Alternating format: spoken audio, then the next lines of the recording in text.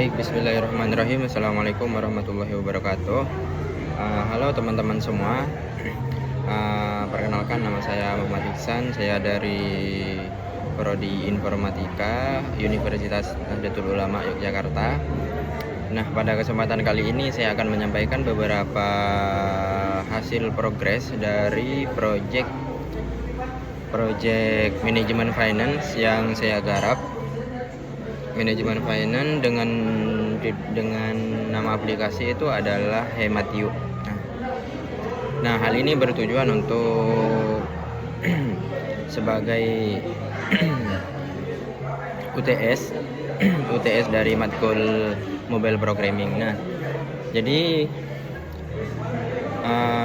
pada kesempatan kali ini akan saya bahas terkait apa alasannya sehingga saya itu mengambil manajemen finance dan apa saja nanti fitur-fitur yang saya angkat di sini.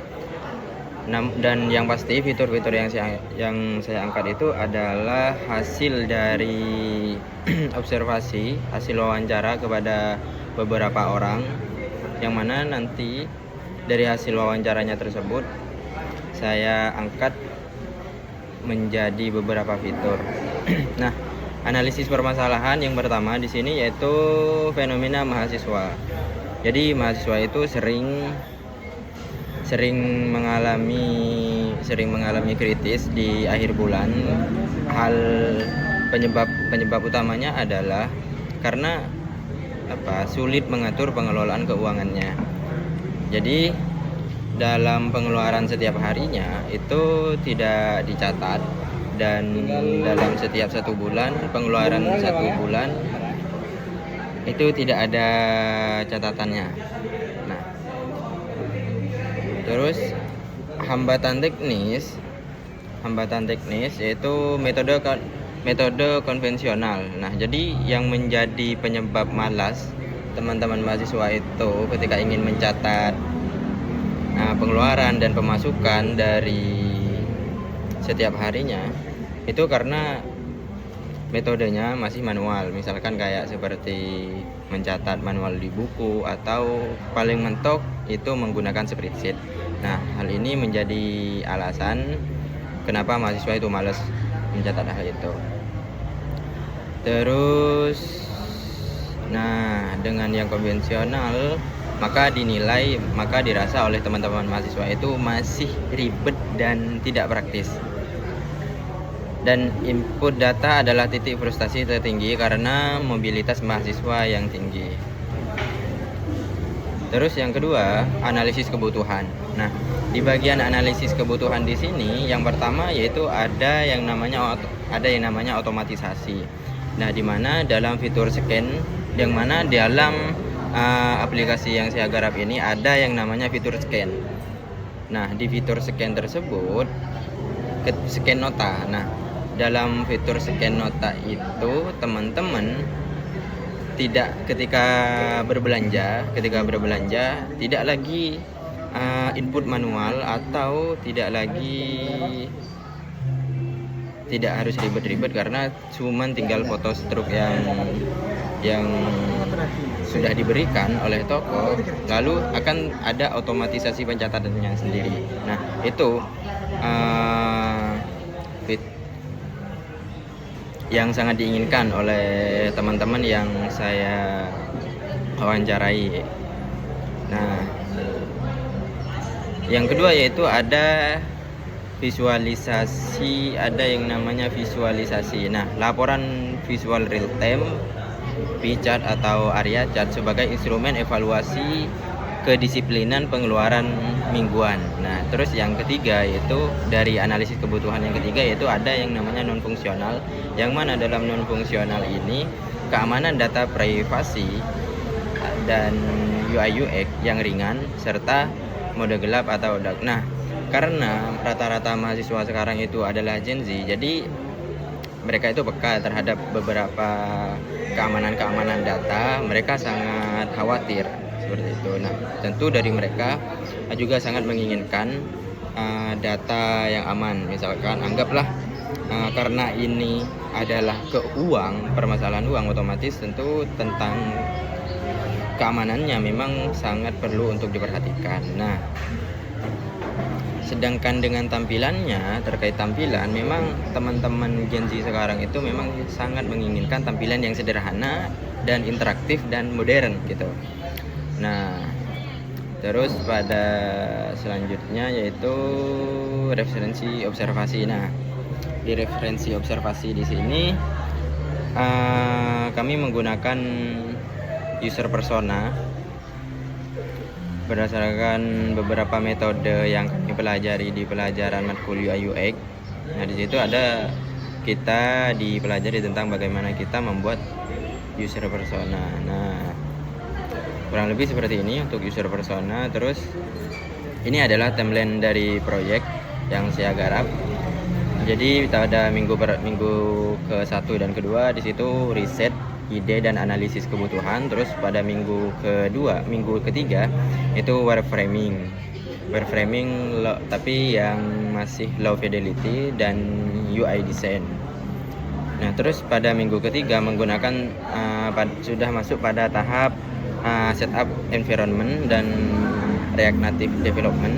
Terus yang pada minggu kelima ini sudah masuk pada integrasi Firebase. Jadi di proyek ini saya menggunakan database non SQL, yaitu pakai Firebase dan Cloud Database. Terus pada minggu ke-6 yaitu testing dan final report di UTS sekarang. Nah, terus yang kelima, adapun terkait wireframe low fidelity-nya, di sini ada saya mencantumkan di sini wireframe low fidelity. Nah, ini kalau wireframe low fidelity-nya seperti ini, kurang lebih seperti ini ya teman-teman, Bapak dosen, kurang lebih seperti ini. Ada ya, karena yang namanya wireframe low fidelity, jadi gambarannya masih seperti ini. Jadi masih gambaran kasar terkait UI-nya. Nah, dan untuk yang selanjutnya yaitu ada di desain interface high fidelity-nya. Jadi setelah dalam tahapan desain yaitu ada wireframe itu kan ada tiga jenis, yaitu low fidelity, medium fidelity, terus yang terakhir yaitu high fidelity. Nah, pada high fidelity di sini kurang lebih seperti ini ya, atau nanti aku demoin seperti apa. Nah, kalau untuk gambaran halaman login dan register itu kurang lebih seperti ini. Nah, di sini ada halaman dashboard seperti ini. Terus yang gambar 3 ini halaman input transaksi manual. Jadi di aplikasi yang saya garap itu ada fitur input manual, terus ada fitur, nah di input manual ini ada pemasukan dan ada pengeluaran. Nah, juga ada terus nama transaksi, terus ada nominal transaksinya berapa, terus kategori transaksinya itu kategori apa. Misalkan kategori yang sedang dilakukan itu tidak tersedia di kategori, maka pengguna bisa menambahkannya sendiri, lalu bisa disimpan. Nah, terus selain pengeluaran, di sini ada input manual yang pemasukan seperti itu. Terus fitur yang satunya yaitu ada menu halaman analisis, halaman AI analisis. Jadi di bagian sini kami menggunakan fitur saya menggunakan fitur fitur AI untuk menganalisis kondisi keuangan kita. Apakah kondisi keuangan kita saat ini itu overconsumption atau standar atau normal atau bagaimana? Nanti AI akan mendeteksi hal itu untuk menjaga-jaga kondisi keuangan kita. Nah, terus ini kalau untuk di gambar 5 di sini ada halaman screen nota. halaman scan nota. Jadi setelah tadi teman-teman melakukan input transaksi manual atau input manual pemasukan, jadi di sini ada yang namanya ambil scan menggunakan fitur scan. Nah, kenapa menggunakan fitur scan? Karena merupakan salah satu keresahan dari mahasiswa atau orang yang saya wawancarai itu karena cenderung malas untuk menginput manual seperti itu. Jadi saya angkat fitur scan nota di sini. Nah, untuk isinya kurang lebih seperti ini. Nah, terus ada riwayat transaksi. High fidelity-nya riwayat transaksi kurang lebih seperti ini. Nah, terus di gambar 7 ada halaman profil. Ya, kurang lebih profil ya seperti ini. Profil. Itu ada edit profile, rekening dan e-wallet. Seperti itulah kurang lebih. Nah, untuk di selanjutnya yaitu ada implementasi teknis. Nah, di implementasi teknis di sini, aplikasi Hematin di sini yaitu dibangun menggunakan framework React.js atau Expo dengan styling. Nah, stylingnya di sini saya menggunakan native file yaitu Tenwheel CSS untuk yang untuk mobile. Nah, berikut adalah implementasinya, koneksi database real time. Nah, di sini kode yang tercantum di sini yaitu berfungsi untuk menarik data dari Firebase secara real time. Nah, nanti ketika setiap ada perubahan transaksi, baik menambah transaksi atau menghapus, maka UI akan langsung diperbarui tanpa perlu reload. Ini enaknya menggunakan database yang NoSQL, jadi langsung terkoneksi lah, seperti itu.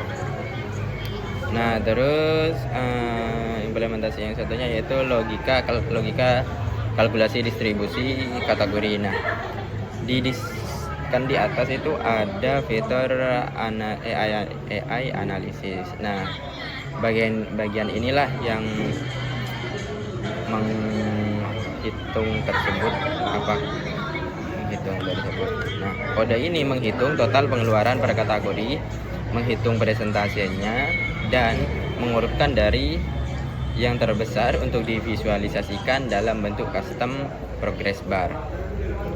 Nah, untuk rancangan skema database-nya seperti ini.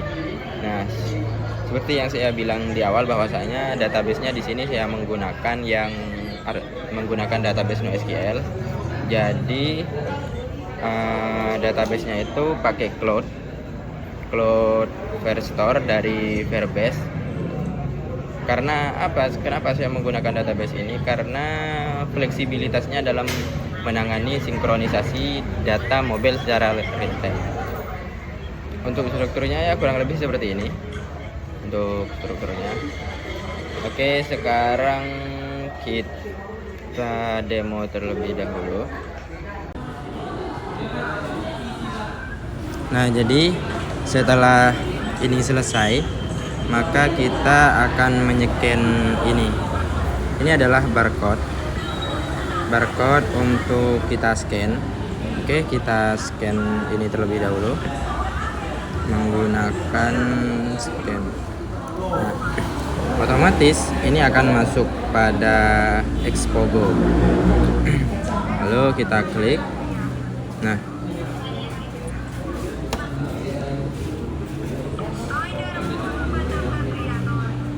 oke, ini masih loading. Bersabar.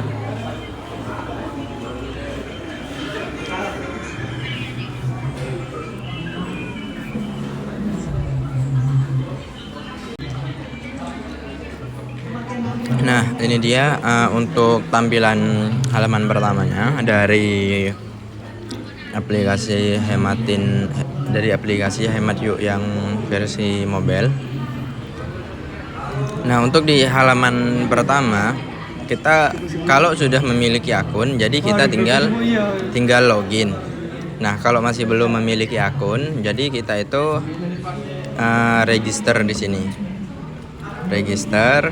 Nah, kita register di sini. Nah, karena saya sudah punya, atau bisa login menggunakan akun Google. Nah, karena saya sudah mendaftar di sini, jadi saya tinggal masuk saja, tinggal login.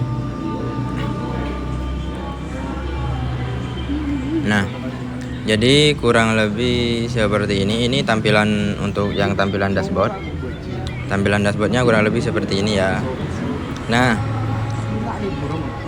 ini untuk tampilan dashboardnya. Yang di atas itu ada nama, terus ini saldo, terus di sini input manual, terus di sini ada scan nota, terus di sini ada transaksi terakhir gitu. Nah, terus ini adalah fitur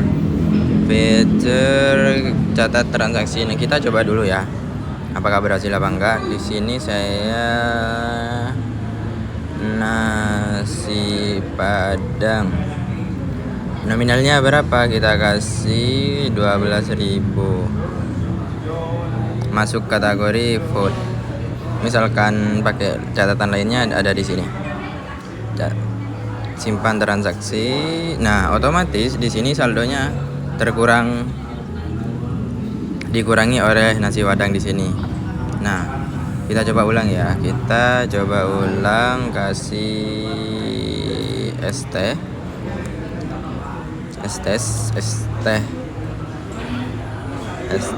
Lalu di sini nominalnya kita perhatikan dulu, bentar.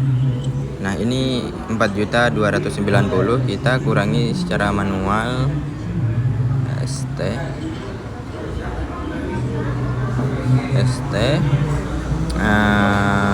3 juta lah ya. Oke, terkurang menjadi 3.900.000. Nah, di sini ada fitur manual, ada fitur ini apa namanya? Ada fitur scan nota.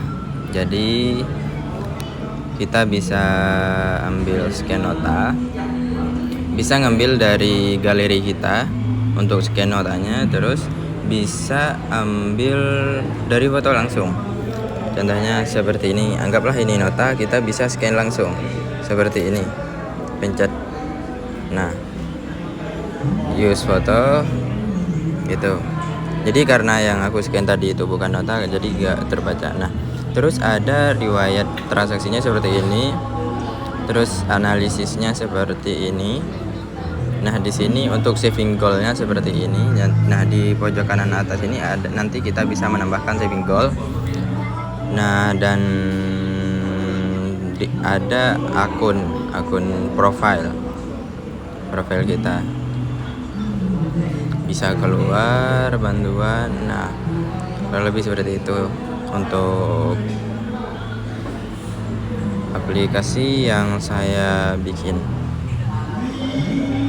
yang versi mobile.